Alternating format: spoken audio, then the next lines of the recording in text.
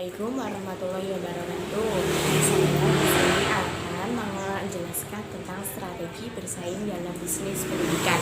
Nah, maraknya pertumbuhan lembaga pendidikan dalam beberapa tahun ini menunjukkan dinamisnya sektor pendidikan. Meningkatnya kesadaran akan pendidikan menjadikan salah satu unsur yang mendorong tumbuh dan berkembangnya berbagai lembaga pendidikan.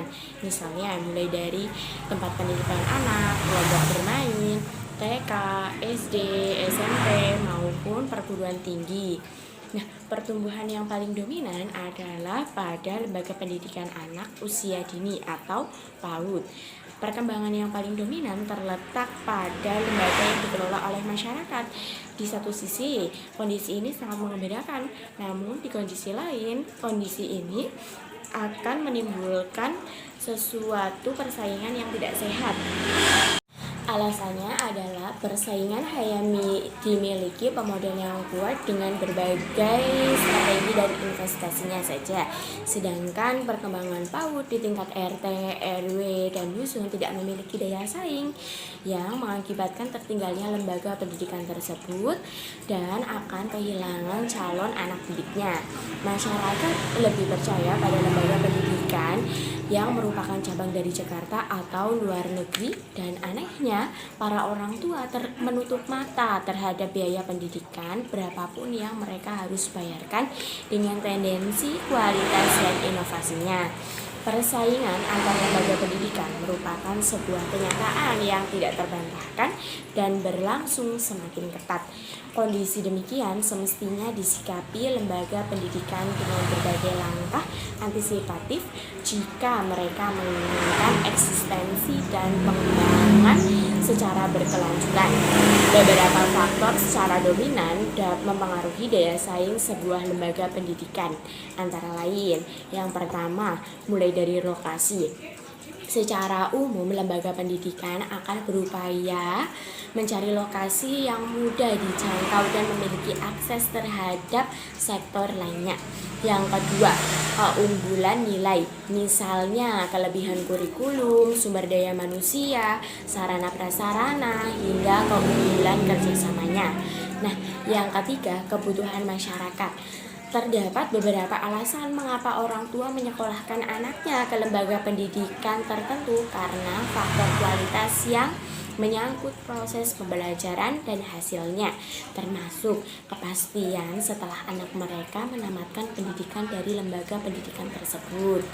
Persaingan antar lembaga pendidikan yang sedemikian ketat secara nyata memunculkan minat pemilik modal untuk berinvestasi pada sektor ini. Nah, komersialisasi pendidikan memang tidak tepat, namun pengelolaan secara profesional semakin mendesak untuk dilakukan. Apabila diamati, nyatanya terdapat beberapa orang tua yang membabi buta untuk menyekolahkan anaknya dengan tendensi kualitas. Persaingan antar lembaga pendidikan yang sedemikian ketat secara nyata memunculkan minat pemilik modal untuk berinvestasi pada sektor ini. Komersialisasi pendidikan memang tidak tepat, namun pengelolaan secara profesional semakin mendesak untuk dilakukan. Apabila diamati, nyatanya terdapat banyak beberapa orang tua yang menyekolahkan anaknya secara membabi buta dengan tendensi kualitas.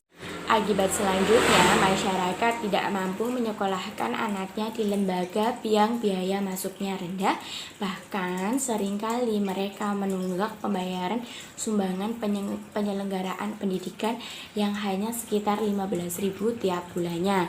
Bahkan ada yang tidak membayar. Nah, strategi bersaing dalam kompetisi pendidikan harus dilakukan secara sistematis dan terencana. Langkah yang pertama pada lembaga pendidikan harus mengetahui pangsa pasarnya. Masyarakat secara umum terbagi menjadi 3 kelompok secara ekonomi. Yang pertama, kelompok masyarakat yang tidak mampu, sangat peka terhadap biaya pendidikan.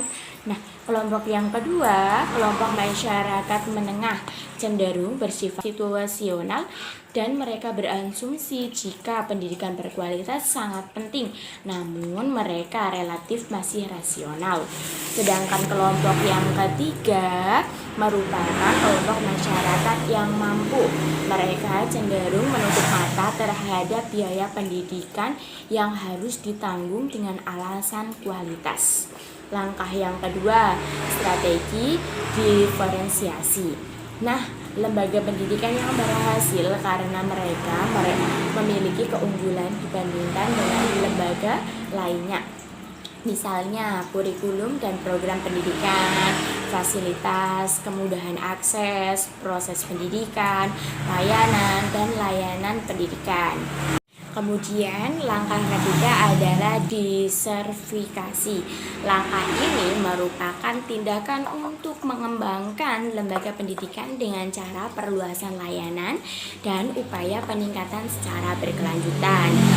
Setelah itu, langkah yang keempat adalah mengelola inovasi.